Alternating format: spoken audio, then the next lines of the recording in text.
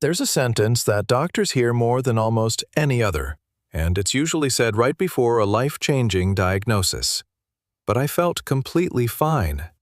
The colleague who had a heart attack at 44 and had been in the gym 3 times a week.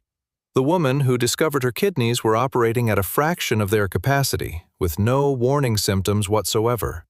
The man who ran his first half marathon came home and found out at his next checkup that his arteries had been narrowing for over a decade. None of them felt it coming. And that wasn't bad luck. That was biology, working exactly as it normally does.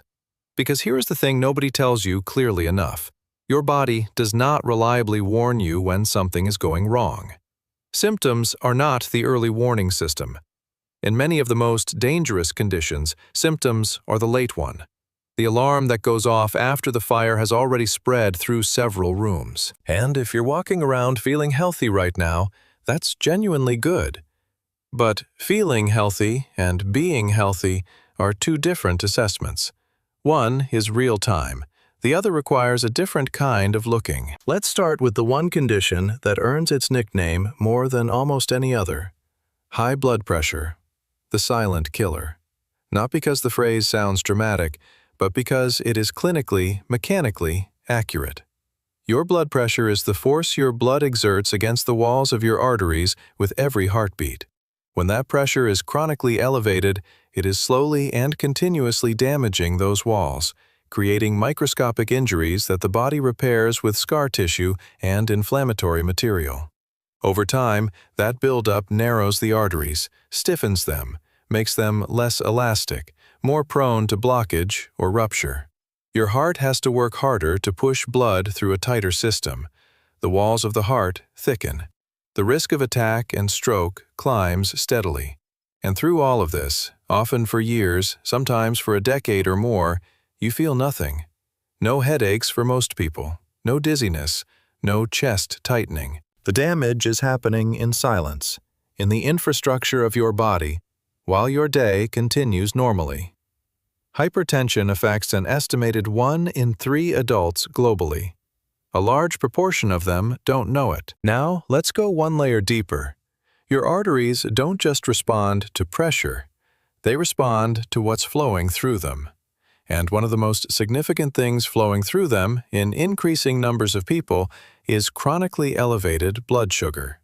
Before anyone develops type 2 diabetes, there's usually a long runway, months, often years, where blood sugar is elevated above the normal range but not yet at the clinical threshold for diagnosis.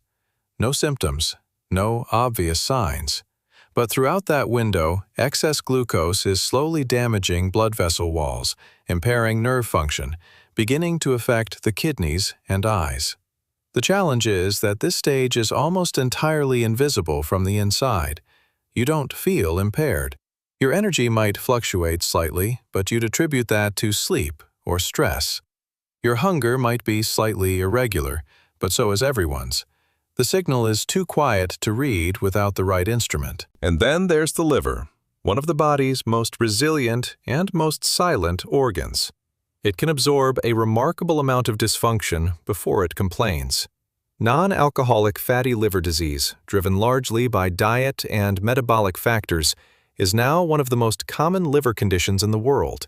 And in its early and middle stages, it produces almost no distinguishable symptoms. The liver keeps functioning. It keeps doing its hundreds of jobs.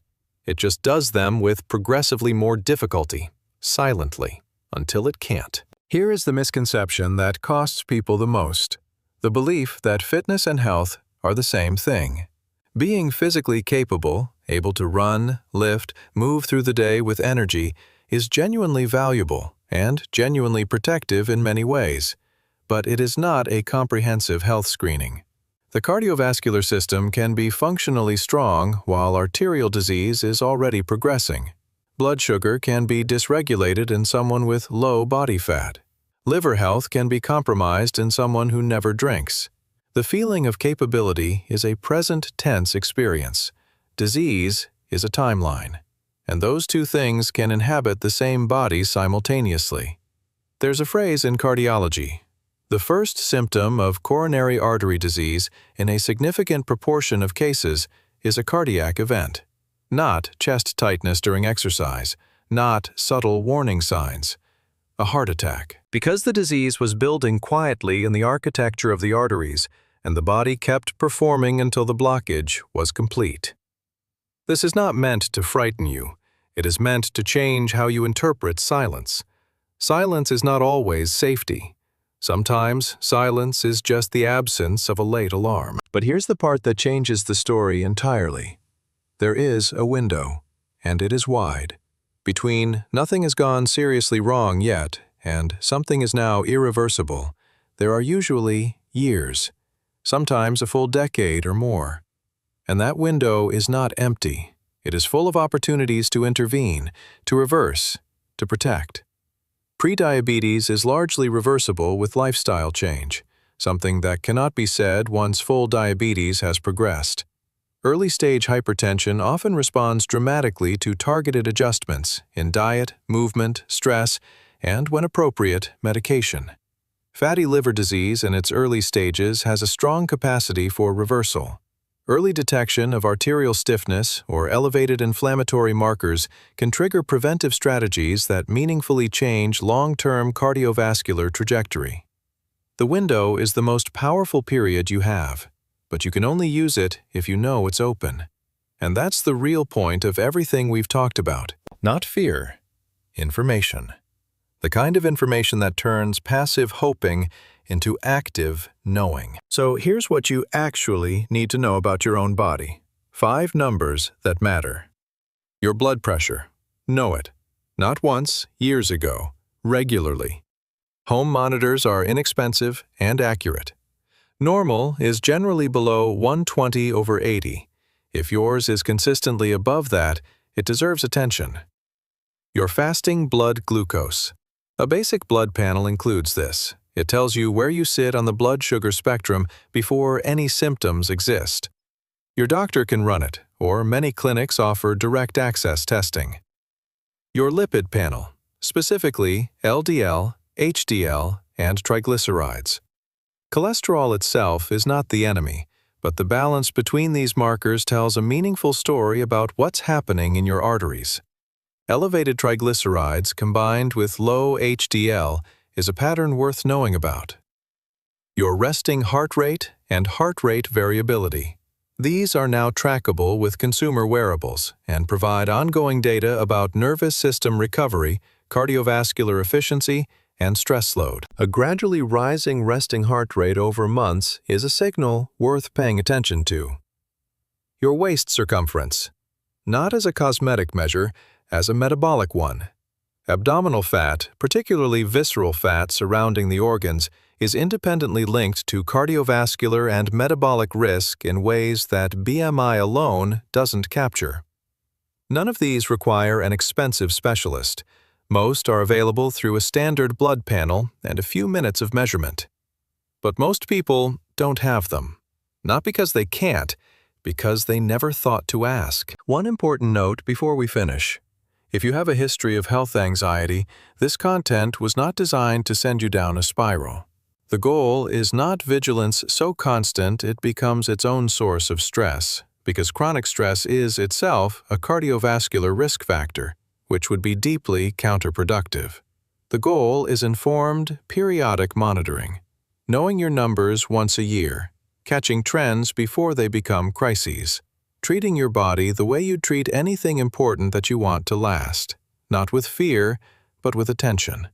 If you have concerning symptoms, a strong family history of heart disease, diabetes, or early stroke, or if you've been putting off a checkup for more than 2 years, that's genuinely worth prioritizing.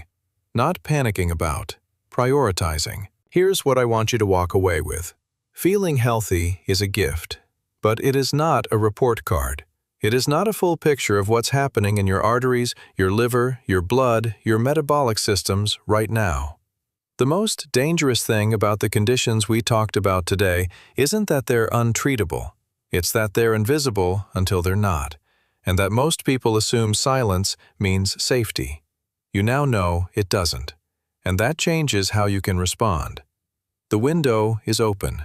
The information is available. And none of this requires you to become a patient, just to stop assuming that no news is good news when you haven't actually checked. Tell me in the comments, when was the last time you had a full blood panel done? I'm genuinely curious how many people are reading this who haven't had one in over 2 years.